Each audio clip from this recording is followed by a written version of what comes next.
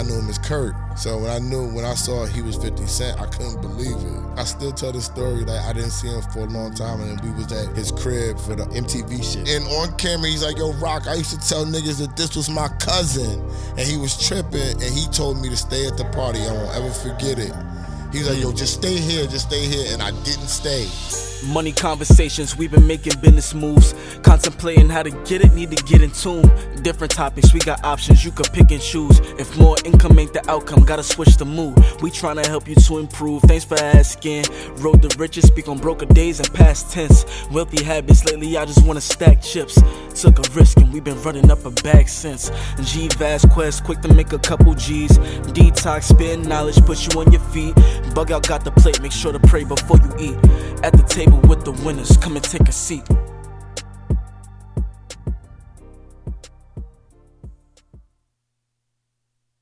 Yo, what up? For the next episode of Thanks for Asking, this is a real, I always say this on the shit, yo, this is a special episode, but this is a real special episode, you know what I'm saying? We got Bagfuel. Bagfuel, they got their own podcast. You got Hynaken, and you got my man Esso. And yo, before I even finish it, yo, this is G-Vaz Square's son. He do his thing, go to Alabama. Right. Where you go, G? What school you go to? Birmingham, Alabama, Birmingham. Number 10, the jersey right there? Vasquez. All right, without further ado, yo, Detox, start the interview and drop the shit. Y'all gotta clap, Y'all gotta clap, y'all. No, it's okay to clap for people who do great things. That's man. a fact. You know what I'm saying? Yo, Esso, what's good, man? It's poppin'. Chilling, man. We really appreciate you coming out here doing this. Of course. You know what I'm saying? I think my favorite thing when we was corresponding was, I think at the end of it, he was like, Queens get the money. I was like, hell fucking yeah. That's a fact. You know what I'm saying? Like that's like solidarity for real. You know what I'm saying? That's a fact. I always say that when I spoke to Consequence about it, and he was the one who was like, it's always been the same. He's like, but yo, nobody never used it like you. You know what I'm saying? Yeah. So he's like, it's a point of Queens means a lot to me. You know what I'm saying? So I've been around the world. I've been a whole lot of places, but the foundation of who I am a Queens nigga. So I always try to make sure that I represent that to the fullest. You know what I'm saying? So that's just something that I've always been. I came up in the time when Queens Get the Money was birthed. So it meant a lot when people were saying it to us. You know what I'm saying? Hold on, so I don't mean to interrupt you, bro, but we did some homework, and it said you was born in the Bronx? Yeah, I was born in the Bronx. Okay, so you was raised in Queens? Yeah, I only spent 1 month in the Bronx. Oh, wow. You can't even Queens is claiming him. I was born November 29th. I moved to Rochdale December 22nd. Oh, wow. Of the same year. So that's not even a month. That's a couple weeks in the Bronx. Yeah, I was just born there because my sisters and mom and them was there. And then my mother met my pops, and then they moved to Riverdale or whatever. You know what I'm saying? They from the Bronx? My father's from North Carolina. My mother's from Pittsburgh. But they met through transit. You know, they worked for transit. So when I came along, they didn't have enough room. They just had a 2-bedroom there. So my godmother was like, why don't you move to Queens where she lived at? And it was Rochdale. It was like when Rochdale was first built type of shit. You know what I'm saying? So it was brand new. Niggas was moving in there. So and it had a 3-bedroom apartment. So we moved to Queens. And that's all I ever knew. I don't know nothing about the Bronx. I got one picture of the old apartment. Is it destroyed? Did you destroy any evidence? Nah. It's funny because Bronx people always be like, "Oh, but you from the Bronx?" Then and I'm like, I be like, "Nah, I'm a Queens boy, 110%." What is Queens? What was it like growing up in Queens? What does Queens mean to you? Queens is everything to me. Like, it's why I said it. I played ball. All my Shaheen.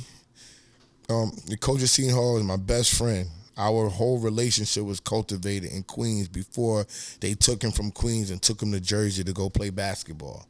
So those years spent here, was so pivotal that it kept us tight no matter where he went and I went. I'm from Rochdale. He's from Liberty. I came up with Rafer, Skip to my Lou. I don't see Skip as much. You know what I'm saying? But when I do see Skip, the first thing Skip says is, "You still got your jump shot." You know what I'm saying? And you got 40. You got Stymie. You got Dave. Rest in peace to Dave. You got so many people that put into me, you know what I'm saying, that taught me things. You know what I'm saying? It's like, you got your game from Queens. Queens was everything. Like my heart, my basketball, the love. You know what I'm saying? Like it was just a different thing. Being kids with 50, being cool. Gaius connected us. My man Gaius, rest in peace. You know what I'm saying? So you knew 50 as a kid, not in the industry. As a kid, when I was a basketball player, we used to say we was cousins. A long time ago. Oh, you know damn! That's back in the day.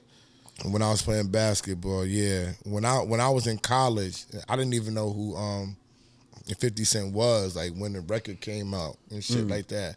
And niggas was like, you know 50, that's Boo Boo. And I was like, I didn't know him as Boo Boo. I didn't sell drugs on the corner. Yeah. I knew him as Kurt. That was my man. You know what I'm saying? God damn. So when I saw he was 50 Cent, I couldn't believe it. You know what I'm saying? I still tell the story, like I didn't see him for a long time, and then we was at his crib for the MTV shit. It was a long time ago when his second album came out. Me and Rockwilder was there, and at the end of the party, he saw me coming. He's like, "What the fuck you doing here?" I was like, "I manage Rockwilder." He's like, "You in the music business?" I was like, "Yeah, nigga, I manage Rockwilder." And on camera, he's like, "Yo, Rock, I used to tell niggas that this was my cousin," and he was tripping, and he told me to stay at the party. I won't ever forget it. He's like, "Yo, just stay here," and I didn't stay. Because I had to go. I had the DJ Twins with me. I had Rockwilder with me, and they all drove in my car. You know what I'm saying? And 50 had a private party at his crib, and they was like, "Yo, we gotta go, blah, blah, blah." And I wasn't gonna give them the keys to my truck at that time. Like I was. You ain't trust him enough. It wasn't about I didn't trust him enough. I had a very nice car, and I just wasn't like, I didn't know the situation is he gonna help me get back home? Yeah. Why is he telling me to stay? Yeah. Blah, blah. But I still think to this day he holds that against me. Oh man. That you don't forget shit. That I didn't stay. You know what I'm saying? Because I swear to God, when I left, my man was Rodney. Is Rodney that was dead? Was Hot Rod there? It was two other Rochdale dudes that was there, and they was like, "You bugging for leaving." Oh man. They said, "You leaving, Ran?" I was like, "Yeah, I gotta go. I got the twins with me. I got Rockwilder with me. I gotta go. I manage Rockwilder. You know what I'm saying? They gotta get back to New York. We in Connecticut. They looking at me like, "Yo, bro, we not waiting around." Oh, so I had to go. So that was the last time that I actually had that one-on-one contact with him. We've seen each other since then. It hasn't been as warm though, but we cool. If there was a problem, oh my God, you're the only person on earth who got a one-on-one. So you gave up the dinner.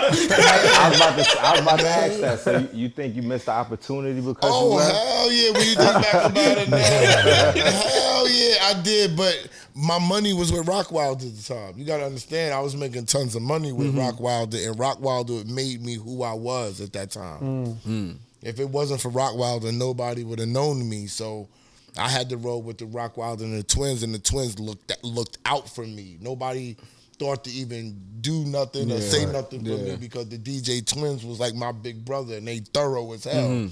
So I rolled with who I was rolling with. It wasn't nothing. I'm like, I'm gonna see him again and stuff like that. But if there was a problem, we would know because he would have said something about it. I'm not big enough pause for anybody to even care about, to even say nothing about at this time. You know what I'm saying? But yeah, hell yeah, I missed the shot. You know how you feel something like when I was driving them home, I felt it. Oh, was that shit going in slow-mo when the car was pulling off like? Nah, I can't say it was slow-mo. It was just a realization. You know how something happens and you realize it really quick, and you was like, the hottest nigga on the planet just told me to wait and just chill for a minute, and I left. Why the fuck did I do that? Second album, he was on fire. Yeah, he was on fire. That's crazy. He was on fire. That's to me, that looks like the. Would you do $500,000 to Jay-Z? You chose the 500. You think so?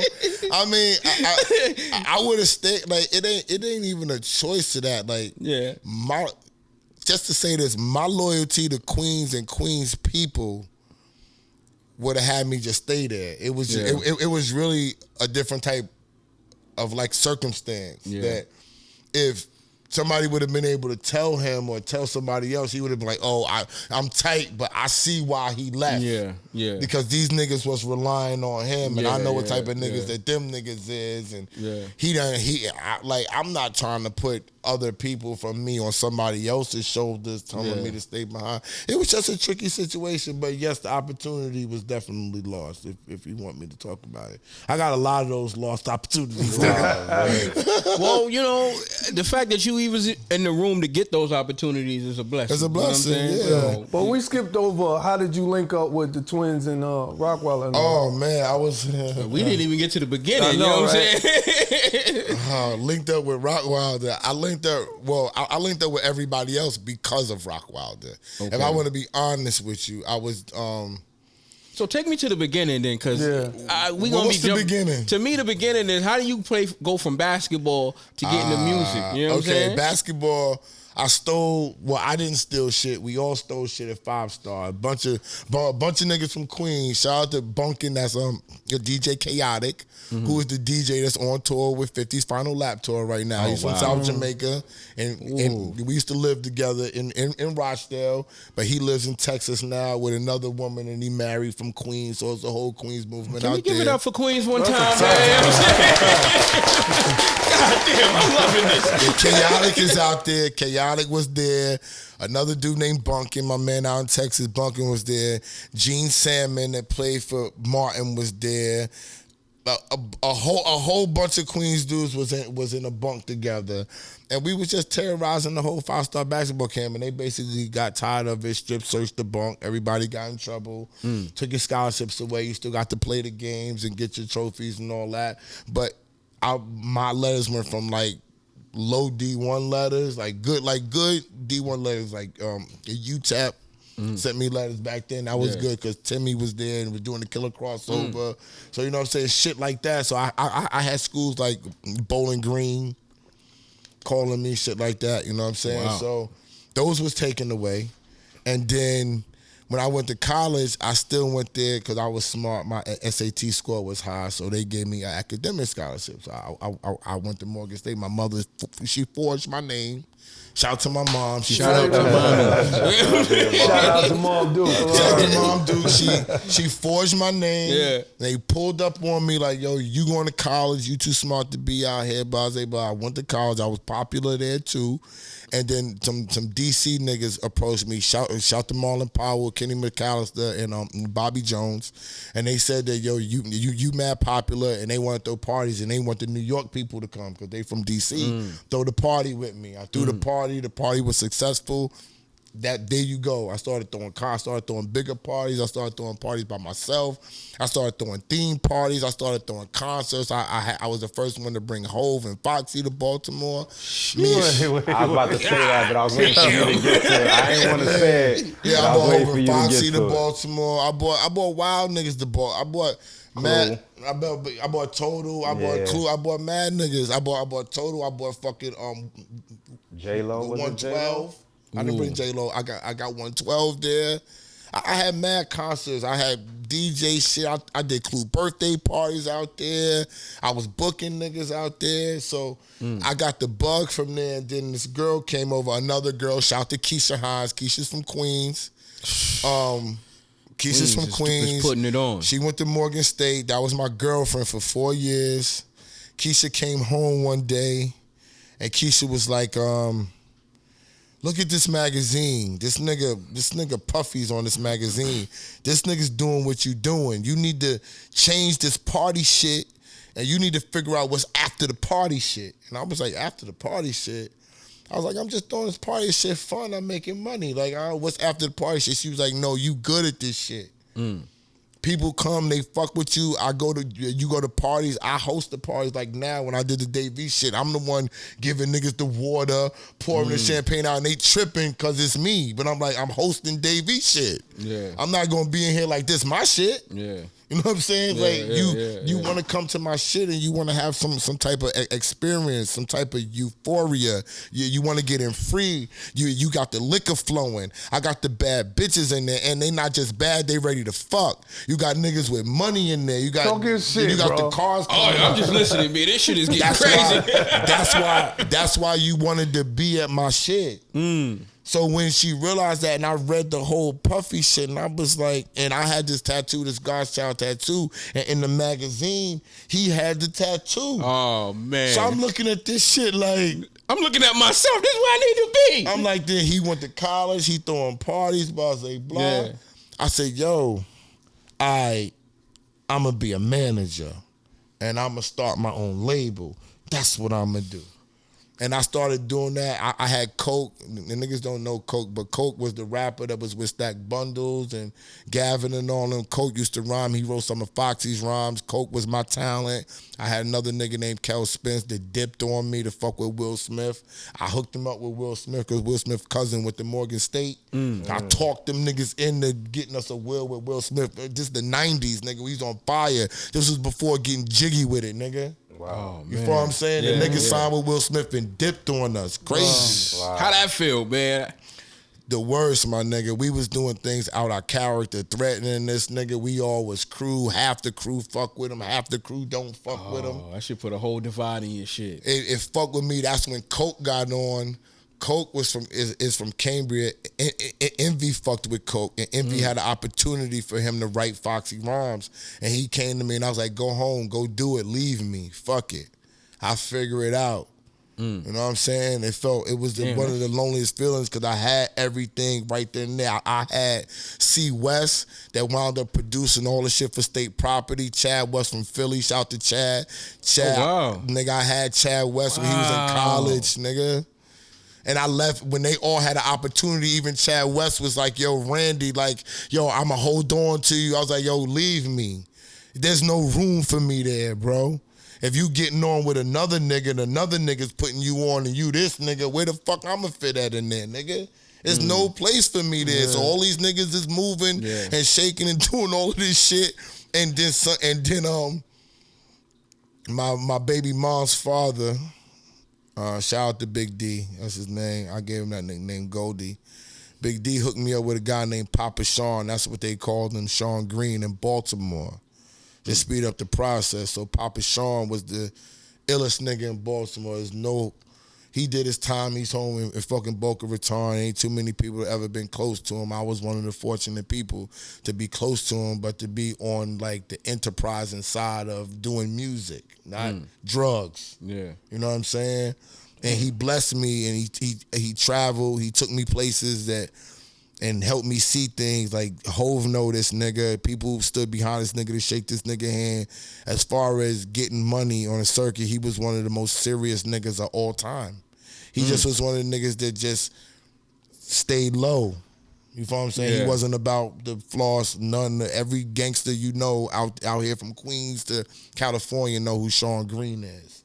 And he showed me a whole different side of life. And showed me, I saw when I came into the music business, I said, these niggas ain't real hustlers and gangsters. I'm with a hustler and a gangster. These niggas is different. What do you mean when you say that? Are you saying like they're not putting in the work, or they're just not what they say they are? They're not. They weren't at that time. They weren't what they say they were because I saw it for firsthand. You got wild niggas, and when I say it, I'm talking about the majority. Of course, you're gonna have a DMX that was really a wild nigga. Yeah, he was off the meat. Yeah, you're gonna have, but that's what made him X. You follow what I'm saying? Yeah, exactly. And I'm not saying that like I had a close relationship. I seen him. I did. I was in close proximity to people who worked with him and did shit. That's what made him because he was one of the few that was real. You have some that was real, but this is entertainment. Yeah. So when I came into this shit, I said, this is entertainment. And now I'm seeing that these niggas is my peers. These niggas is jealous when I'm fucking hoes too. It's no different from college. These niggas ain't up to bigger standard than everybody act like they are. They jealous ass niggas too. They could be bitch ass niggas too. They could be cool ass niggas too. Straight up niggas too. They just regular people. Yeah. And that's the difference of how I approach the whole music business compared to how everybody else did it. It's sort of like the veil was lifted. You know what I'm saying? And I feel like, because watching you, I seen that, feel like that happened to you several times over in this industry. Yeah, it did. I spent time, like, I'll tell you, like, when I first got on, my godbrother managed Ja Rule. So I was like the only South Side, like, Preem was even there at the time. Preem was home when I was at Murder Inc. When I was in Baltimore, I told the story about Sean Green. Sean Green did a party, and it was the Hard Knock Life Tour after party. Now, he didn't do it. He got my DJ on it. When I was there, that's when I bumped into Ja Rule. Okay. I bumped into Ron Gutter. Irv wasn't there. Irv is never a part of anything that was like on my end of it. It was just Ron Gutter and basically Ja Rule and shit. So I bumped into them, and Ron said, yo, you the only nigga that been doing this music shit. Yo, when you graduate, come home. That gave me the incentive to graduate. I was home by that June. When Ja Rule dropped his album, June 1st of 1999, I was home. I was there on 125th Street when he was signing autographs. From that point, it was just different because I was always a Southside nigga. I was never denying. So when they was beefing with everything that was going on, I was never not acting like I wasn't a Southside nigga. And I was always the one like, I'm cool with them. You know So you was honest up front. Everybody know, they know where I'm from. Yeah. You know what I'm saying? BJ was there. BJ's a Southside nigga. That was Preem's man. They knew. I knew niggas. Bimmy knows. I'm a Southside nigga. I mean, that's just what. I'm so much of a Southside nigga that when we would start calling it Southside, this is word to mother. Niggas was like, this is not Southside. This is Jamaica. They wasn't even calling it South Jamaica, nigga. Wow. Okay. Yeah, you was early. and then we was riding down Merrick, and I would show niggas because girls would be like, yo, you trying to make it seem this, and you trying to make it seem that, and the sign would say Southeast Queens. Right across the street from Roy Wilkins, some barbershop or some shit said Southeast Queens. I said, if this isn't South Jamaica, why does this shit say Southeast Queens? Yeah. Okay, shut him up. There's nothing else to say. Yeah. So I always been a Southside nigga. Light that cuts 50's hair. Light used to cut my hair. Shout out to Light. Shout out to Light. Shout out to Light. Light used to cut my hair. I known Light since he went to Jamaica. I was one of the first niggas that, you know how niggas first start cutting hair, they first customer. G, say something, G. G used to cut cut hair. Shout out to Light. That's his man. Shout out to Light. There you go. That's what I'm saying. Shout out to Light. Together That's what I'm trying to say. When Light was on the fucking shit on Merrick, where I think his name was Tyrone that cut Nas hair. Ty, my man. That's what I'm trying to tell you. Diamond used to cut in the back. Right. I used to go over there too. Like I fucked with nigga. I fuck with Faye. I fuck with everybody in Queens, my nigga.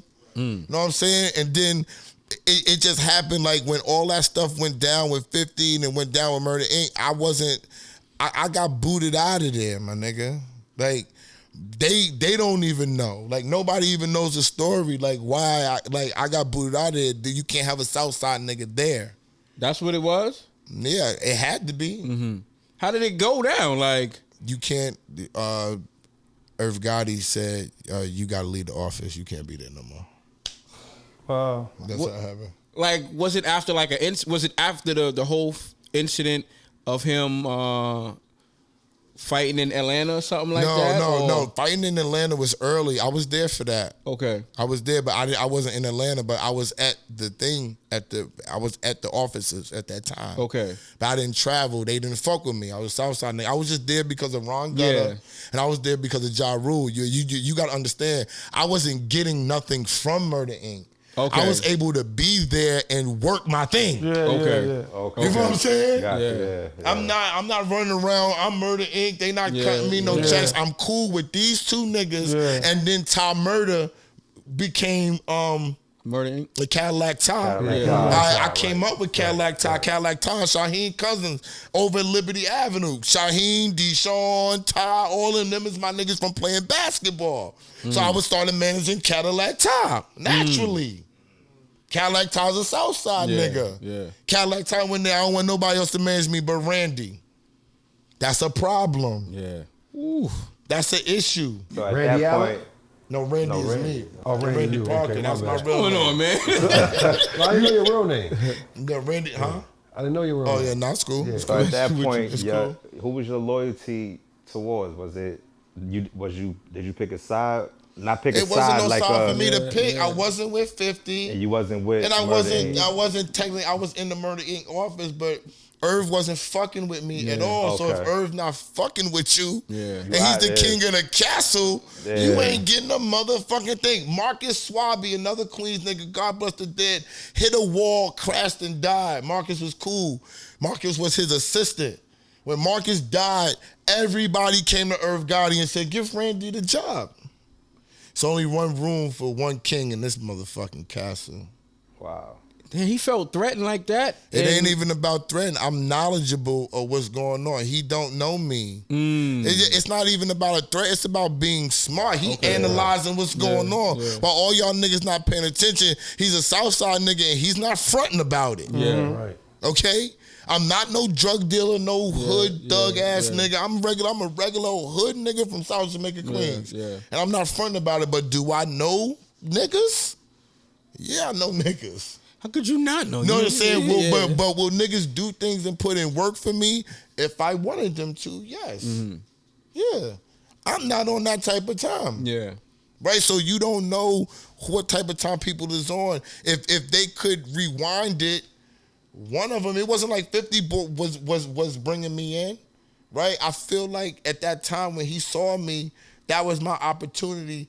He probably knew right then and there, Randy ain't got nothing to do with this shit. Even if I thought something, Randy ain't on that street shit. Yeah. Randy's a basketball player, a smart nigga. Yeah. He not on that stupid shit. But at the same time, nobody knows at that moment. Yeah, you can only see the facts that's in front of you at Word. the time. You know what I'm saying? You know what I'm saying? And I understand with him, I never felt bad. Like I could have went home like, oh my God, G-Unit.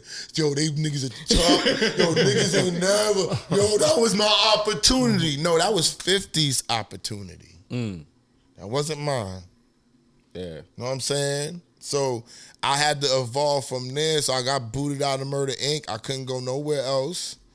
And I landed there fucking with Corey Rooney and Tommy Motola, more Queens niggas. How that happened? Another Queens nigga, Lauren Dawson. Shout out to Lauren Dawson, married to Terrell Hicks. He's from Rochdale. He's a world-renowned keyboard player, and he was going into being a producer. And he had worked with Rodney Jerkins, and he had placed records on Whitney Houston, and he was on J-Lo's first album, and he had no publishing deal, and he didn't trust anybody, and he knew me since we was kids, and he knew my mother and father, and he said, yo, I trust you to manage me. He said, I'm in this position, and these people are trying to find me for me to work with them, and they can't reach me, so if you can make it happen, you could be my manager. And I was like, Corey Rooney's looking for you. He got a barbershop right on Merrick. Wow. Just like that. That's it. That's all? Okay, let's go. That's what I gotta do. All right, so I went to the barbershop. Shout out to Tim Smith. Tim Smith was there. Tim was cutting my nephew's hair and my sister's hair. I sat in Tim's shit. I didn't even need a haircut, and he knew me, although we had never met. He had knew who I was. Yeah. I told my sister, tell him I'm coming. I sat in the nigga chair, and he was like, so you looking for Corey, huh? I'm gonna call him right now. Yo, Corey, yo, Lauren Dawson, so-and-so, yo, tell them niggas to come to the studio tonight. Ooh. Boom, nigga. Yo, nigga said studio tonight. I got my job? Yeah, I bet. Meet you. Wow. That's dope. That's fucking amazing. Word, that's dope. And we went on a journey, and Corey didn't make it easy. Hynaken's right here. We had him on our Bagfuel show, and Corey Rooney, Tommy Motola tried to put me out the game. And he admitted it right on the show. What? He admitted putting you out the game. They tried to put me out the game. Yeah. What do you mean? Just like blackball you type shit? Or Yeah, they just tried to put me out the game. I was doing things, and Lauren Dawson was there, and I was trying to make waves. I was trying to, prove myself. I thought what I was doing was proving myself to Corey Rooney at the time, but it was the same thing like Irv Gotti. You're doing too much too fast. What are you trying to do, bro? when you say doing too much, is this the whole the Donna Summers. But it was even Donna Summers was the cat. Oh, that's Like that was the like. Alright. Like this is getting out of hand. He's over the top now. You know what I'm saying? Donna Summers was at the end. The beginning was just us fucking with Genuine and getting on his album and people just liking me, going to the strip club with niggas and niggas coming in the studio like, yo, Ran not here? Damn, my nigga not here. Ain't no weed up in this motherfucker. Who gonna play PlayStation with me? Where the fuck Ran at? I don't like this shit. Why they looking for this nigga? Because you building real relationships with these people. But I didn't know I was doing that at the time. Mm-hmm. I was just being myself. Yeah. I didn't know I knew how to build relationships. I learned that that's what that was doing later, and I used that to my advantage. But I didn't know because there were many people that were trying to bring me in to do shit. And I was like, get the fuck out of here, nigga. Like, no. Like, I don't trust nobody. All these niggas done snaked me already. So when I was with Corey, we was doing shit. And then one day, he just told them niggas, I can't come to the studio no more. You can come, but don't bring this nigga. Because I'm not going to lie, they was getting on my nerves. Like, just, like, nitpicking with me. You know what I'm saying? So, fucking Celine Dion was in the studio with us. So, we going Celine Dion. I'm going in there like, yo, my stomach hurt. I want some Chinese food. Stupid shit. You know what I'm saying? Stupid shit like that. And they like, yo, this nigga can't be in here. You know what I'm saying? He wilding out, blase, blase, blah. I was just tired of they bullshit. And they taught me a lesson. They told Lauren he can't come no more. But Lauren stuck with me and we would do sessions in other places. Long story short, because I wasn't there with Lauren all the time, I met Kamala Gordon. And this is when my life changed. After all that Murder Inc. shit, you got to understand, Ja Rule was the hottest shit in the world when they booted me out of that motherfucker. What year was that?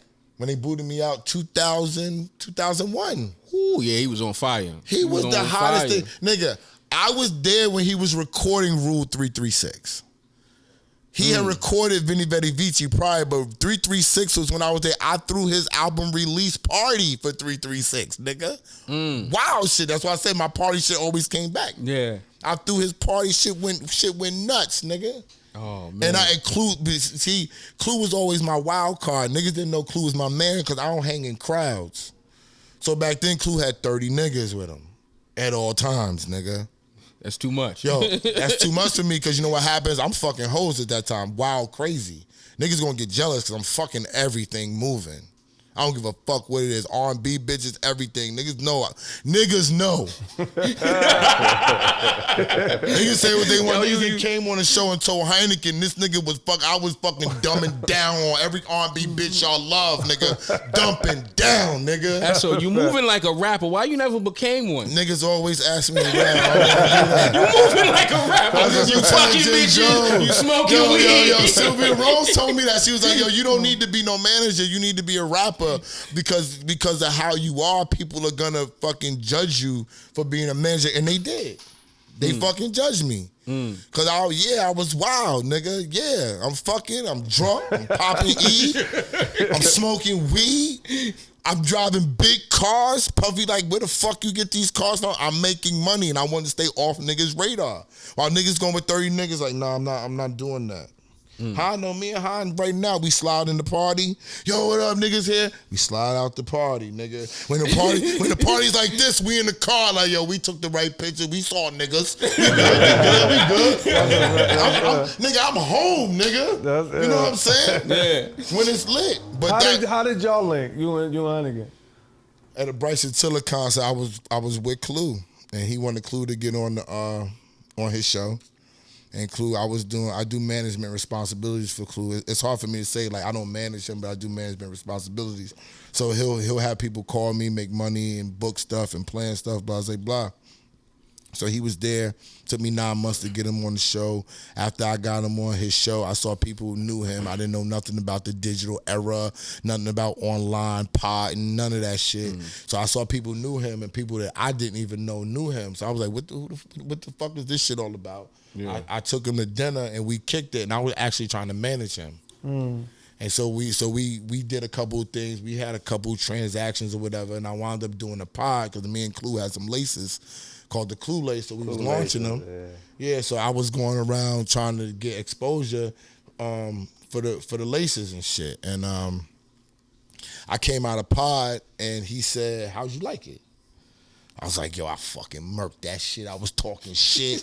That shit's my shit. Yo, I'm telling you, I'm talking wild shit. I'm going crazy. Like, yo, I could see me like this shit. And the nigga said, all right, so you want me to do a show still? I'm like, yo, you need to do that show. He's like, do the show with me. I was like, you want me to do the show with you? That's how I said just like that. You want me to do the show with you? Why? He was like, yo, because nobody gonna talk that shit. Nobody's giving people the business side of it, willing to tell it and doing it and telling it like people could understand it like you're telling it. Or like you tell me, because Bagfuel is only conversations of me and him on the telephone. That's all Bagfuel was. Oh, I love Bagfuel. Me talking on the phone with him, like, that's not how that go. The real label shit is blase, blase, blase, blase, blase. He's like, this shit, word? We need to put this shit on camera. And I'm like, what?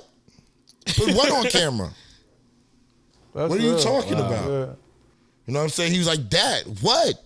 I didn't say shit. Yes, you did. You don't understand what you're saying. And that's how I started. And I was like, he always thought I was good. I didn't. I didn't think I was good until a year and a half in. And I didn't think I was good, like I'm good to the point that I'm better than other people. I'm good enough to do this. That's a fact. Yeah. That's a fact. Yeah. That's all. I just wanted to be good enough to do this shit. Yeah, That's all. because you got the wanted to do. energy and the charisma and all that, so I can see that too. Personality. So You it got was the a knowledge too, man. Yeah, it was a lot of people. You, that had you a lot remind me of different me things. to me. You remind me of me.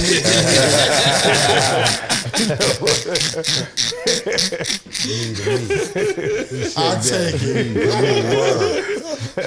Yeah, but all that stuff just ran into each other, and then I met Kamala Gordon. Right, to go back to Corey, I met Kamala Gordon, and we was doing some things together. You know what I'm saying? She was a publisher at Warner Chappell. So Kamala knew a lot of people. So Kamala would introduce me to people. And in essence, Kamala wound up introducing me to Rockwilder. I said, Rockwilder, this young nigga has the knowledge and the energy. This is who you need to manage you. Man, that's how I got to Rockwilder. And that was all after, and that was because Corey Rooney said I couldn't come to the studio. So I had to venture out and figure out other things. So I used the leverage of saying, my producer works with Corey Rooney and Tommy Motola, and they're working on J-Lo. And Genuine, it was like, what? What? J-Lo? Yeah. What? They are? Yeah, they are. And that was facts. So I could get in, so I used what I had to get indoors. So after I started to meet people, we met Donna Summer one night. No, I met a dude that worked for Sony named Pete Gambarg. And Pete Gambarg had fucking Donna Summer Project. What y'all don't know is y'all might not think that this is a big deal because Donna Summer was big in the 70s and all that. She's a vintage singer. So those people have big, or had, because she's dead now, those people have big, huge budgets. So they always one hit away. They can have an old hit, whatever, they're one hit away, and they're always gonna sell records, and they touring. So when you're touring, you have an opportunity to sell records, so they're important to the label. It's a market share thing. Right. They're very important to the label. That's what people don't understand. We don't have those no more. You don't have the Michael Jackson. When Michael comes out, it's it. You don't got the Madonna coming out no more. We don't have those no more, and they don't want those because they can control the label by themselves. Think about Rihanna. She has not come out with another album. We just talking about that today. We damn sure was talking about and she's a billionaire. Why? Because I can control it. I don't want to do that shit. I don't want that, but they need her. If Rihanna just says she's working, Def Jam got market share. Rihanna's coming back outside. Stocks is going up in Def Jam. She's coming outside, nigga. So those things are important. So I had Donna Summer. This is some real shit. Say this wall right here to that wall was the studio. Okay? Was our studio. Me and Lauren Dawson, writer's room. It's called the writer's room. Now, Donna Summer is in the studio normally that's 4 times this size. And then you have the lounge. She got the monster control room. You walk in, it's fucking steak and fucking grilled shrimp in there. In the studio? Yes, bro. Bottles of champagne. It smells like flowers in there. Wow. She comes in, throws her thing around, and it's writers, the best writers and producers. Everybody's laughing and eating. It's clean. It smells good. It's like you're in a restaurant. As soon as you put your shit down, somebody's cleaning it up. That's what she's used to. Oh, my God. Okay? I'm always on a startup budget. I don't know about that. When she came down after I met Pete Gambark and I convinced that Lauren was highly skilled enough, which he was, to do a Donna Summer record, he convinced Donna to come down to the writer's room. Donna, nope, they don't tell nobody. This is when I knew power was different. Donna walks in Sony Studios, 54th and 10th, one of the great studios ever. She walks in the writer's room, and she comes in there. She's like, "Oh my God, two young, good-looking black guys. This is who I'm working with y'all today." Man. I said, yeah, so. For an hour, we just talked about the business. And by the time she was like, "I'm cooking dinner for y'all. You're married. I got a niece for you. Y'all are coming over. Wow. Okay, let's get to work." Just like that, right? Fell in love with her. Even Corey said it on camera. He said something about you. He said you had a special relationship with Donna Summer for some reason. I don't even know why. You just meet somebody and it happens. I fuck with outside. I say, "Yo, Dad." Guess who fucking with me? He said, "Oh," I said, "Donna Summer." He said, "Get the fuck out of here." I said, "Donna Summer is fucking with me. She invited me to her house for dinner. She got a whole niece for a nigga. What are you talking about?" That's just real shit. I go back inside because I couldn't contain myself, so I go back inside. I don't like rappers and stuff like that, although I've been a fan of music, because the veil was pulled back. I don't really do nothing for me. Don't get starstruck like that. I like bitches. You know what I'm saying? So superstar bitches, they do something like I fuck with them. I'm intrigued by how they move because they different. They think different. They move different. They seen other things that other women have not seen. So they've taught me things. You know what I'm saying? By the time I go back inside, they send niggas. Tommy Motola sends niggas. Why is Donna Summer in the writer's room with Lauren? Why? They send the security to go tell Donna she has to leave. They send a car. They whisk her out. What? They whisk her out. Tommy Motola calls an emergency meeting at Sony and says any A&R, this is documented, I said it on Bagfuel in front of Hynaken, in front of Corey Rooney, took a meeting and said any person that takes a meeting with Randy Parker again in Sony Music and I find out, you're fired. Oh, wow. Damn. That was it. Shut your shit down. Pete Gambark said, he called me and said, "I don't know who you are, but I can't never meet with you ever again because Tommy just came in there and did this meeting. I just got to let you know." Corey Rooney didn't deny. He said Tommy felt like he didn't want y'all to ruin her legacy and all that type of shit. Yeah. Wow. Yeah. How did that make you feel? I didn't know. To be honest, now I think about it, I didn't even know what to feel because some of it was joy that I was able to do that. Yeah. Right? They like, damn, like I came a long way to be able to do some shit like that. But the other side was, I don't have no opportunity here. How am I going to make money here if they don't even want me to have the women in the studio? If they don't want me to get to work? All the work got to come from them? Hit blunt moment. Yo, Lauren, this is why niggas don't want me in they business. This is why Irv Gotti didn't want me there. This is why Corey Rooney didn't want me there. Yo, Lauren, they trying to control us. Why you say that, son? They just don't. They trying to control us, bro. Damn. How the fuck we gonna get out of this if they trying to control us and they the big dogs? We in trouble. And then Corey said it on the show. He said, "We thought you was gonna bring stuff back to us." I was trying to prove myself. I didn't think I was big enough to bring stuff back to y'all. I didn't realize that I'm right here. Yeah. So if I got these songwriters, why am I not bringing these songwriters? Yo, Corey, let me tell you about my songwriters. Oh, I see what you're saying. So it's like you trying to do like an entrepreneurship type thing where you doing your own thing. But I was, that's what they thought. Mm-hmm.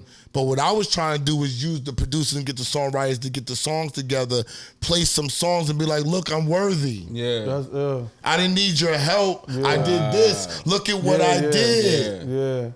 And they took it some totally And they took different. it like, yo, this nigga's going over. What the fuck is this nigga doing? And my shit enterprising. Yeah, this nigga. Fuck is you playing records for Clive Davis for, nigga? I didn't understand this is a business. Yeah. Chain of command. It's a this protocol. is a business. I took the money to Clive Davis. I ain't taking no money. I ain't think about that. I'm just trying to get opportunity to make my name bigger. Yeah. Mm-hmm. You know what I'm saying? To say, yo, I learned this from Corey Rooney. Who the fuck didn't want to learn under Corey Rooney? Yeah. That was the money. Yeah. So I'm like, they didn't realize that I'm smart, but I didn't know. I didn't understand that although that he's the super producer, nigga, I'm right there with him. I don't gotta prove nothing. I just give it to him. Let him do what he gotta do with it. Yeah. You know what I'm saying? Yeah. So then I wound up being out, and then I fell into Rockwilder. And then Rockwilder, he changed my life. I want to switch gears before we get to Twin and Rockwilder. October 5th, 2001, nigga tried to take my life. I survived a murder attempt on my life. You talk about that? Yeah, I mean, it's a girl. It's female shit. I was fucking with a bitch. She was my ex-girlfriend. It was part of my friend, not a bitch. It was the girl Keisha. I was messing with Keisha, and we weren't boyfriend and girlfriend no more. But you know how you maintain a relationship with a shorty, and y'all like minds, and y'all still rocking. You might have sex sometimes, or you might be chilling sometimes, or you know, you could like if this nigga want to fuck with her, you ain't gonna stop him at this point in time. But you know, like I said, dog, I wouldn't hook you up. I told the nigga who tried to kill me, I would never hook you up with her, because at that time I felt like that she's always gonna be in my life. So I don't want to. I'm doing you a favor. I don't want to hook you up with her, knowing that she's always gonna be in my life. Me and Keisha had a different relationship. We was like it was different. You know what I'm saying? Yeah. Somehow they started dealing with each other behind my back. Then he told me, because she wasn't my girl. Then he told me, and then in essence, he got jealous over the relationship that we still had. That you warned him about. That I warned him about. Wow. And we wasn't fucking. We wasn't fucking. I knew he was crazy. I was down in Baltimore with drug dealers. I tell the world that I was down there with drug dealers and killers. Yeah. Now that I think about it now, like, why was I around all these fucking drug dealers and killers? like, you know what I'm saying? But that's what the music business was. That's what niggas is. Niggas need allies. If you walk in the street and you fucking a lot of bitches and you stomping like I'm stomping, and niggas don't think that you got anybody that got your back, you in trouble. Niggas gotta know niggas will gun you down for them if they have to. You know what I'm saying? And the nigga tried to take my life. My man went to try to gun him down. He wound up getting arrested, doing 7.5 years. Then the nigga wound up murdering 2 other niggas and going to jail. The dude who tried to take your life? Yes. How did that happen with They him? set In me the up. house? I was doing music with him. And he act like we made peace. Like we had an argument over this girl. You know what I'm saying? I'm like, yo, bro, chill with that. You know, it's like me, yo, shut the fuck up. Yo, niggas don't talk to me like that. I lay niggas down. You threatening me, nigga. I'm your man, and you fucking my ex-bitch, and you fucking talk about don't talk to you like that. Like, you fucking disrespecting me, and I let it go. Yeah. And now you talking crazy to me. We got into a big argument. He came from Baltimore to a nigga house. We fucking, he act like we pieced it up. Yo, come back to B-More. Come and get the money. I said, I'm coming down for homecoming. And when I come down for homecoming, I had just met Destiny's Child. I was just on the radio. Beyonce and Kelly and them had just shouted me and Lauren out. Oh, my It was God. crazy. I'm Cloud going. nine. Genuine's performing. I know Genuine. I'm going to Morgan State homecoming. I'm about to be the king of this shit. You know what I'm saying? I go there and I'm about to pick up 8,000. Go on campus, fuck with some bitches, whatever. Go think I'm gonna go get the 8,000. Niggas fucking came out of nowhere and attacked me, tried to beat the shit out of me. To this day, if I told you how I got away, you can't even visualize how I got away. I'm a basketball player, and one of my weaknesses was I couldn't jump. I was fast. I could shoot. I could dribble. I could pass. I was groundhog. I could not jump. I caught one dunk my whole life. I had floaters, high off the backboard kisses, reverse layups, anything that I could creatively do to get the rock off of. When them niggas attacked me, some type of adrenaline came into me. You know how niggas got the project box, like down south, where the project is only like 3 levels, and the fuse box is right there. The fuse box, they must have converted the fuse box over to what was current at that time, right? Yeah. So the fuse box was empty, nigga. Niggas beat my shit. The white meat was out. I'm leaking crazy. I'm on the floor like with one hand, and I'm still trying to look around. I see the fuse box, and I act like I'm going down, and I jet. I swear to God. And I jumped on the fuse box. Word to my dead sister. I've got 1 foot in the fuse box. It was the black gate. I grabbed the black gate like a monkey, swung myself around, and landed like Spider-Man, nigga, like this. That's a fucking fact, nigga. And I started taking off, and my baby mom's brother was there. They beat him over with the bat, but he hit the street. So when he hit the street leaking, he told the police my brother's over there and they gonna kill him. Straight up. And so I'm running up Warwick Avenue. If you know anything about Baltimore, niggas, you can't walk down Warwick Avenue. I'm running up Warwick in the dark, nigga. And I tried to go in the girl's house. She said no. She slammed the door on me. She said they'll kill me. Slam the door on me. I run down the steps. I run again. I turn around. They coming. One nigga on this side, one nigga on that side, and they crossing. Wow. They crossing like dunking behind a car, crossing. So I don't know what. And then the fucking paddy wagon came around the corner, bro, with the lights. And that's how I'm sitting here right now, nigga. Wow. They took me to the hospital, put a needle in my head, sterilized my shit. Told me I'm gonna have to stay, and niggas was calling the hospital, nigga, trying to get me. Wow. So the other nigga that was with me called the hospital and gave him my real name, and they bought the phone, and he said, Randy, they calling the hospitals, they coming to kill you. Wow. Get the fuck out the hospital. They will come, this is Baltimore, they will come in the hospital and kill you, nigga. They wrapped me up. I went outside. I got in a fucking cab back to where the project was because my car was there. Snuck in the car and got him out the hospital. He was at another hospital and drove back to Baltimore. Drove back to Jersey, nigga. Wow. And that's how we made it.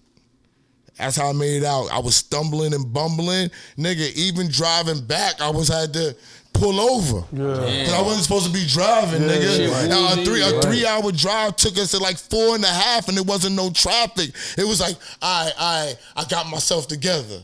I think I can make it another 30. Because his shit lit. Wow. He ain't making it. That's crazy. He ain't driving. His shit lit, bandaged up. Shout to JR. I haven't spoken to him in a long time, but JR, you saved my life. That's a fact. Gene Jeffrey. Oh, can I get a round of applause for him? God damn. And that was all before that was when I was fucking with Tommy Motola and them. I was managing Lauren already. I was away from Murder Inc. already. Yeah, nigga. Yes, nigga. So I was already trying to make my own ways, and then I'm in the house like, yo, I'm not gonna make it in this shit. Like, I'm like, nigga tried to kill me, like, over a girl that was mine. Threw her down the steps, broke her shit. She had to leave in the middle of the night to get away from a nigga. I saw her 10 years later. Yeah, how did she feel about it? Like, was it all love or was it like? Yeah, it's all love. She's the one when he broke her shit, she called me from the hospital when she woke up. That's how close we were. She was like, Randy, he wants to kill you. Still. He's like, he feel like that you the one that got away. Oh my God. And then me and her didn't talk. She has like a delirious story. Like, I can't name her friends. She got a lot of friends in the industry and stuff like that. And she tells them the story like he tried to kill her because of me. Damn. That's not true. It's not true. You know what I'm saying? He tried to kill me because of her. And that's the God having the truth, because she told the nigga, like, that's my friend. I'ma always love him. Why the fuck you tell this nigga that? Who the fuck want to hear that? Word. But it was a thing where I hooked you up with him. Like, we had love. It wasn't like banging love. I knew her fucking her brother's like my little brother. Yeah. How am I gonna tell my little brother he can't be around him? Yeah. You can't be around Randy now. What are you talking about? I ain't got nothing to do with you doing with this nigga. Well, he might think you coming over my house when you know what I'm saying? That's crazy. Did you get therapy for that? Did you have to? I never got therapy for it. My therapy was a bulletproof vest and 2 guns. And I'm going outside. So that ain't even stop. Did that situation change my force you into being like a street dude? It forced me into knowing I have to protect myself. It changed my whole mind frame on everything. You know what I'm saying? And yes, there was a time that, I was rolling around with this shit, and then niggas in the industry saw me, was like, yo, you gotta leave. You can't, like, you don't want to go to jail for 3.5 years, Rand. You're not a jail nigga. You know what I'm saying? And I recognize you that. Too many bitches for that. I did jail for 23 days, and that's enough for me. I don't break no qualms when niggas be talking about jail. I'll be like, what do it smell like? What do it smell like in jail? Since you a jail nigga. Yeah. And he's like, what are you talking about? You ain't been to jail because it smell like shit in there. As soon as you walk in there, it's terrible, nigga. It's the worst situation you ever want to be in, nigga. Every disease you can imagine is floating around that motherfucker. Smell like shit, nigga. Smell like waste, nigga. Wow. Period. When you stay in there long enough, you don't smell it because it becomes who you are. But it smells after a while. Nigga, it smells like shit in there. I don't want to be no place where it smells like shit at and ain't no bitches there either. What is the point of that? That's a fact. What is the point? I don't even get it, nigga. You know what I'm saying? And I tell my own street niggas that. Niggas know how to tell niggas. I tell niggas all day, I'm like, yo, y'all niggas must like jail. The way that y'all be moving. He know I get on the phone with niggas, yo, y'all niggas posting stupid ass shit. Y'all niggas like jail? And these gang members. You know what I'm saying? I fucking know them niggas personally. So I'm like, yo, what are you doing, bro? Oh, man. This nigga got notes. I like that. Come on, man. This nigga got handwritten notes out this bitch. She gave us the heads up. We gonna finish. I got 10 more minutes. All right. Thank you. All right, we only got 10 minutes, goddamn. Nah, go ahead. Just go ahead. All just go right, ahead. With your handwritten notes, nigga. Because I really wanted to get into the music business and shit like that. You know what I'm saying? Don't worry about it. We gonna get through it. I can explain it fast. Do your thing. All right, let's go back to Twin and Rockwilder and how you met them. I met Rockwilder from the Kamala Gordon, and everything else that I got came from Rockwilder. Okay. Knowing Beyonce, knowing Jay-Z's, meeting Maya, managing Maya, signing Yummy, putting Yummy on, working with the Soul Diggers, knowing Christina Aguilera, getting big checks, doing record deals for people. Everything after that came from Rockwilder. Rockwilder made my name ring bells. When me and Rock was rolling, everything was where's Rock and Ran. And I was cool with being Robin to Batman. I didn't care. Rock was my big brother. Rock, as soon as I started managing him, whether the check had something to do with me or not, you're my manager, a check came in for $8,000, go get your cut. When I started managing this nigga, I got a check every day for the first 3 months I was managing him. I've never seen nothing like that in my life. Monday through Friday, nigga, it was a check. For 3 months straight, nigga. All right? And I'm not talking about $100. I'm talking about $25,000, $8,000, $3,000, $7,500, $13,000, $5,000. It was like, and my cut is 20% of everything. Go get your cut. And the accountant would be like, yo, just wait till the bill's up. Wait till the bill's up. I need all that This is only a toll to go to Wall Street. I'm coming right from Jersey. It's no problem. Like, I'm going to have Shorty sit in the car. Hold up. I'm going to go get this money. I'm going to go put it in the bank. We're going to go get a hotel. We're going to go get some eat. We're going to go get some liquor. We're going to go eat. We're going to smash. Yeah. All because I got this money today. What are you talking about? Relax. Wait till it builds up. Right. It's going to build up on my account, nigga, when I deposit that way. Straight up and down. Straight up. I'm sure you know Wendy Day. I never met Wendy. But you know of her. Of course. And, you know, She's legendary to me. I interview a few artists, and I tell them, and this is what she said, because I'm not in the game. Mm-hmm. You know, you need like at least 150,000 to push a. No, she said 200,000 to push a record now. Yeah, it used to be 100, 150. You need 200. How does that even work? Like, because I never knew that till she said that. I'm glad that you said that, because when people say that, they always think it's, oh, yo, you're taking money, you're going to go give money to the DJs. And then people got mad at me for stating that. And that, I mean, stating the money and not stating where it goes to, all right? In some situations, yeah, you're going to pay DJs. I don't know what every radio DJ does, but I know on club DJs, you got to pay the club DJ, right, to play your record. All of them. Every last one of them. Right? You have to pay the promoters at the time. Yes, the promoters get paid. Nobody knows you. You got to go on a promotional tour. Then you have to pay for your fucking, you got to get a per diem for yourself and all the people that have to be on the road with you. Then you need wardrobe. You got to pay for your wardrobe. You got to pay for your hotels. You got to pay for your plane or your car travel. You got to pay for meals for the other people that you're meeting. When I show up to places like this and all that, say I'm the rapper and I'm coming to meet y'all. I'm not just coming to meet y'all to do this camera. I'm bringing y'all food. And I'm putting a couple dollars in y'all pocket for having me on this show. Yo, here go a little $1,500. Thank you.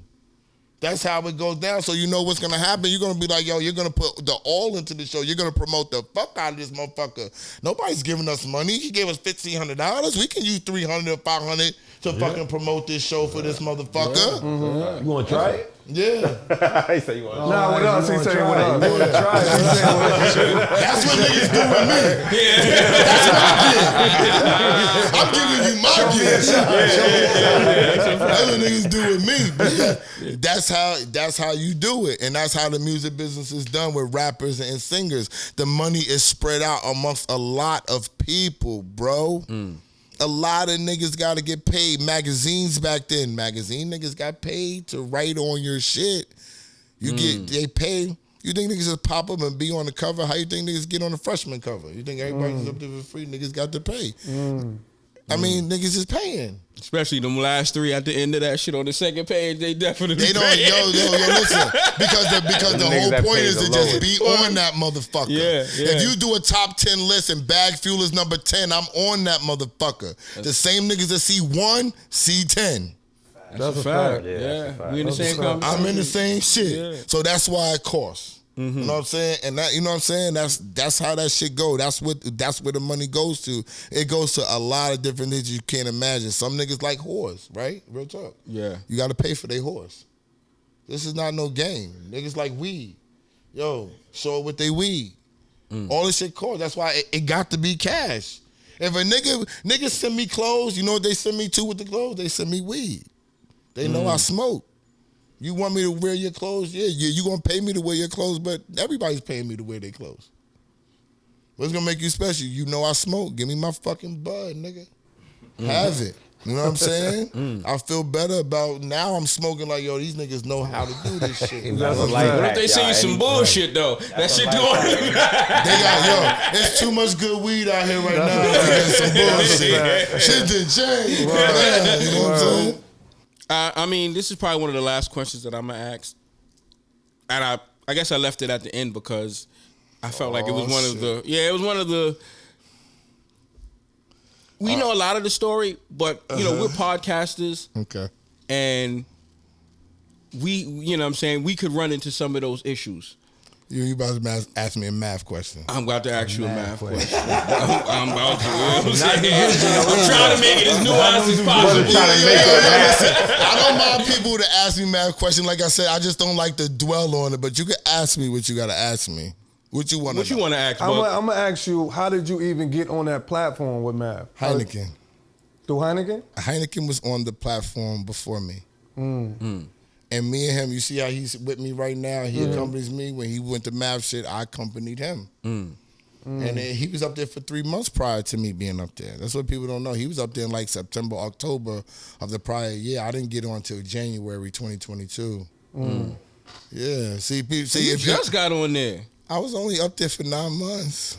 Wow, It was just an impactful 9 months. Bianca, Bianca, wasn't I just talking to you about my star power on these motherfucking shows, Bianca? Well, because for me, I guess you stood out because, like, when you was talking about the game, you knew the game. Like, yo, you got to pay for this. You got to do that. This is that. And everybody wasn't agreeing with you. But I'm like, nah, he's saying this shit. Until everybody came on camera that was in the game and was like, this nigga is telling y'all the gospel. He know what he's talking about. And then everybody wanted to change it. And then they wanted to get mad because it scared them. It scares you that I tell you need 200,000. Niggas outside like, where the fuck am I going to get $200,000 for to try a record? That's scary for niggas. And Hynaken had to make me aware. I'm like, why are they so mad? Huh? I don't get it. He's like, you scaring niggas. How am I scaring niggas by telling them the truth? You taking their hope away. And I'm thinking I'm telling them what's happening. Yeah. You know what I'm saying? Because I'm doing the same thing I tell y'all to do. As a podcast, I'm not doing nothing no different. I put my money where my mouth is. Yeah. Niggas give me direction. I take it. They tell me, like, yo, market yourself like an upcoming rapper. You not like these other podcasters and YouTubers. You different. You market yourself like this, and these is legends. I listened. Market yourself like this. I sat home for 3 months and smoked weed. That's facts. What are they talking about? Marking myself like a rapper and I'm potting. I'm not going on stage. What are they talking about? Oh, you got to get in shape. Oh, you got to be about your fashion. Oh, you can't wear the same shit all the time. Oh, your braid, you got to get your braids done by a real bitch that braid now. Your wife can't do that shit no more. You got to step your dick up now. You got to be fresh. I tell niggas, Mano came on the show. Me and Hy went to go see Mano and Jimmy before I was tight with Jimmy. And I took a picture with them niggas, and I was like, them niggas look like stars, and I don't. Yo, that's it. But that's true, though. I know that feeling when you like, ooh. Bro, I was looking like this. I didn't take my eyes. I'm not even looking at my camera because I wasn't even on that type of time, nigga. I was like looking at this shit like these niggas look like stars and I don't. I said, Hynaken, look at this shit. Yo, you think I'm laughing? We look crazy. I'm not, fuck that. That's facts, nigga. And I was like, I'm revamping this whole shit, nigga. And I'm coming like this. This is what they talking about. I'm riding my bike. I'm doing my fucking push-ups. You know what I'm saying? I'm going to launch this clothes. I'm wearing these fucking clothes. I'm selling my merch. I'm opening myself up. I'm a whole shit. I'm calling my niggas at Def Jam the same way I would do shit with other niggas. I'm a manage myself. That's it, yeah. Same way I'm going to do this shit for these niggas. I'm going to do this shit for myself, nigga. That's what they mean.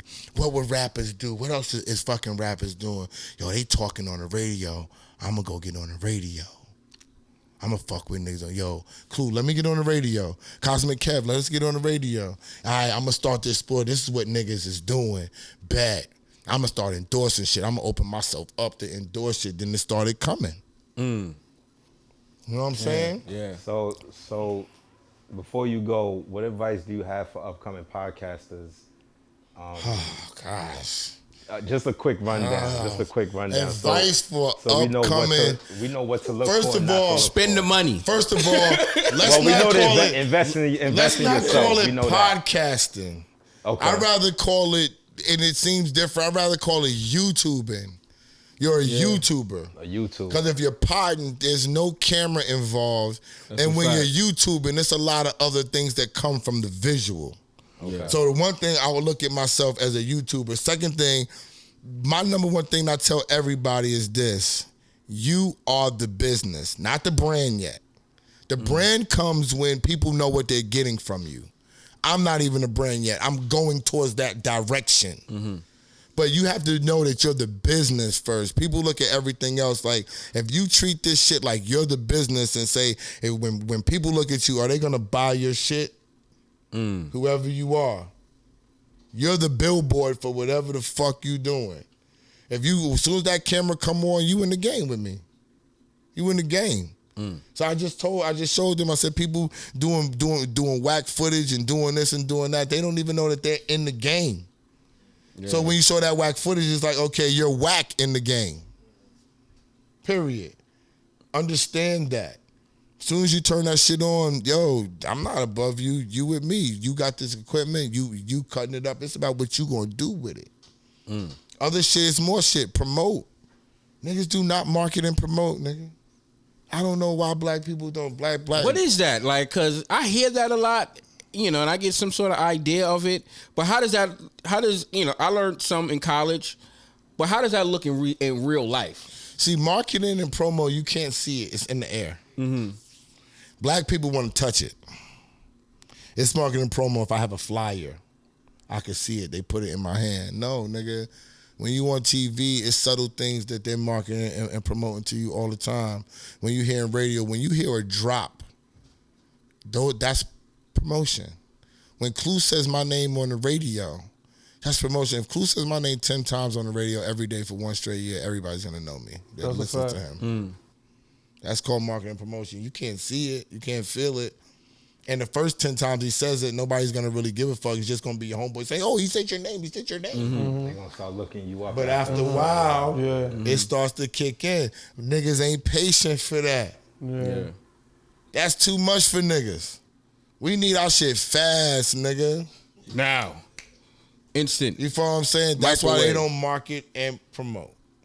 And they have to. These are all things that I do for myself. I market and promote my ass off with everything I do.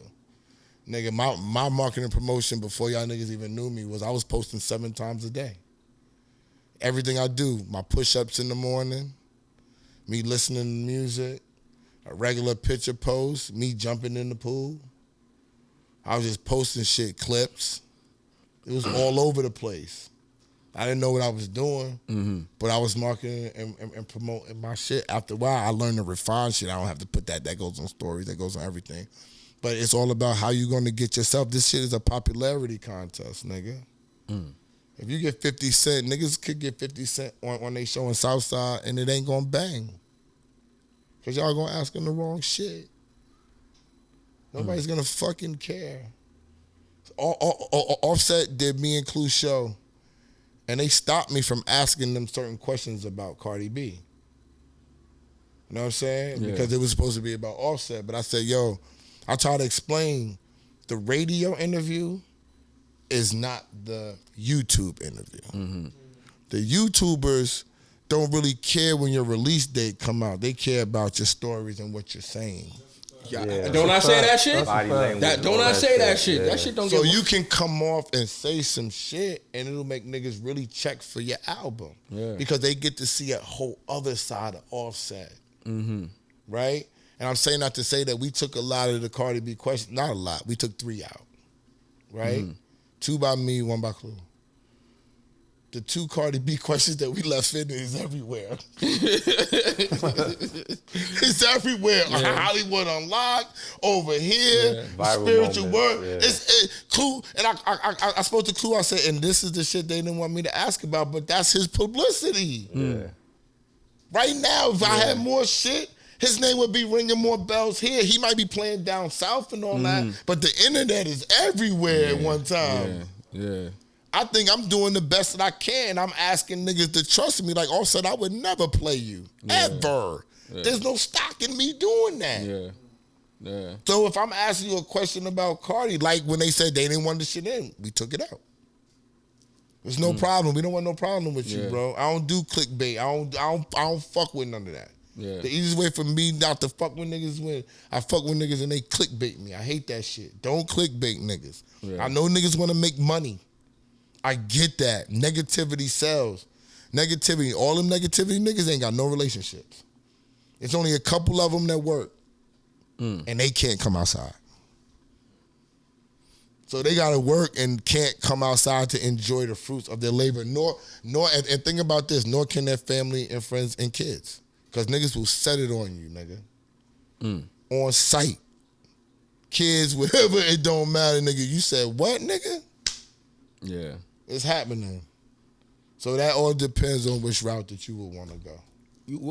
You got a question about the Math Hoffa show? Nah, I ain't had no questions about the Math Hoffa show. You didn't? So you got any more? Nah. I want to talk about Bagfuel, where that's going, and I want to talk about your clothing company. Okay. It's not my clothing company. Oh, are you doing a... Yumi Dubs is just a collab. But everybody thinks it's my company. I think that they getting a lot of props off of that. I didn't know that was such a big deal. Is that the hat you got on right now? Is that the hat you got on now? This is Money Mel Collection. He's from Southside. He's from Rochdale. Okay. You know what I'm saying? I rock the Money Mel Collection. Yeah, like, you know what I'm saying? Like, I keep it basic. Like, I really, like, niggas see me in fucking Liberty Avenue. Niggas was like, yo, you really from Queens. You really be in Queens. Like, yeah. I'm outside, I fuck with people who doing shit. Mm-hmm. I just urged them, like I told Money Mel, like, I should be the face of the brand. Yeah. Instead of wearing the hats and plugging it. But he got Ghostface, but I said, I wear these shits all the time. I said, do you want to have fucking John Stockton, Larry Bird, Karl Malone, and Magic Johnson, or do you want Jordan? Makes sense. Yeah. Like, that makes sense. Yeah, that makes sense. Just like I said, just like when Jordan was Jordan, you have to see he's going to be Jordan. They didn't know he hadn't done it. You have to see the vision of Jordan, nigga. I said, and if you look at me like Jordan and you take all that marketing and all that stuff that you doing, as much as I wear hats with the braids, Hynaken wears the fuck. He got one on right now. Yeah, he same hat. He got one on right fucking now. That's my point. Nobody is on camera fucking 13, 14 times a month with new shows with your hat on. That's the marketing. That's the marketing. Right there you go. The marketing right there. There you go. That's how it goes. So with the clothing company, they invested in me a long time ago. They would give me a couple $, just to wear their clothes. Then they would give me clothes, and they would get high clothes sometimes and shit like that. So the money that they were giving me, I didn't want to upcharge them because my popularity went up. So I said, we got to do something else so I can make more money if I'm going to stay with y'all. Yeah. So they had the sweatshirts. They had the mock-up of it. I did a little change and all that stuff, and they gave me 3 sweatshirts, and they're selling really, really well. We pressed up 100 of them. It's only 7 left of the first run. They're about to do another run, like, of a 200, and I was, like, kind of disappointed because I was like, we only sold, like, 90-something, like, since September.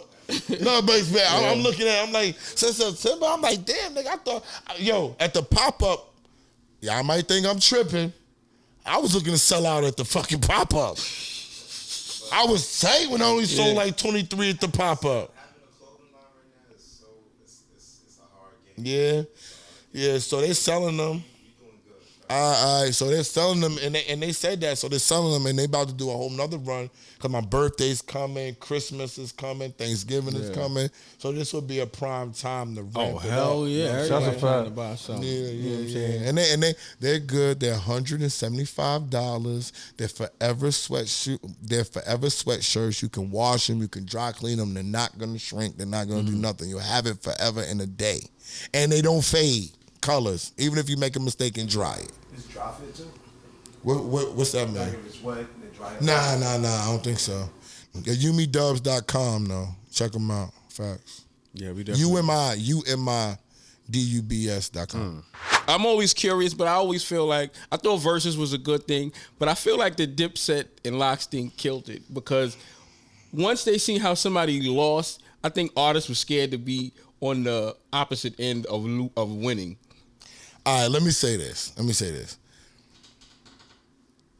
It's how you categorize a loss and what's going on. Dipset didn't lose because they still gained the popularity. Yeah, I don't think and so. everything. Yeah, they might have lost the one-on-one battle of presentation, which I felt like was gonna be the hard part because Dipset is like Voltron, right? Yeah. They're all over the place. Yeah. They got to come together. The Lox is right here. Yeah. The whole time. Yeah. That's 30 why, years. But that was a good analogy. Not for nothing. They said that Lox was actually rehearsing before the verses started. When Dipset we was never rehearsed, not one Never time. rehearsed, not one day. Not one day. Never, not one day. So they was more put together. And I'm gonna tell in you that this. situation. When we was on Math Show, one is a crew, one is a group. When we was on Math Show and they brought this up, I said Lox was gonna beat them. That was before I was cool with Jimmy and all that. And I said, for one reason, they was like, they got hits. I said, Dipset got hits. Dipset is a cult following and all that. I'm not going to say that the Lox got a bigger following than Dipset, but I said the Lox came from Puff Daddy. They original shit was, if you really dig me and you think I'm... Niggas forget about that. Okay? That's training. Yeah. That's what that was. You got to go out there. They were on world tours with Lil' Kim and Jay-Z, nigga. Doing... Word. You know what I'm saying? Doing Doing they dance routines moves, down nigga. and shit. So I wouldn't say Dipset really lost. I just said they got They didn't win. outperformed. You They got outperformed. Nah, they both won because They both won. Trust me, both record their sales stock went up after. Listen, But they just got the outperformed Lox that had night. their fucking DJ dropping shit on On nigga, cue. they know That's what's right. coming, nigga. That's right. They gotta be like, hold on, drop my shit. Niggas ain't saying hold on. You know what to do. Yeah, you know what to right. do, That's nigga. right. You know what to do. We about to do our same concert. That's a fact. We got a chance to do our concert for the fucking world. Yeah, that's a That's what fact. the Lox looked at it as. Dipset could have looked at it as an opportunity to just put their flavor out again. So we're looking at it as two totally different things. Yeah. Cameron was laying down on the beach chair. Why? Because that's Cam.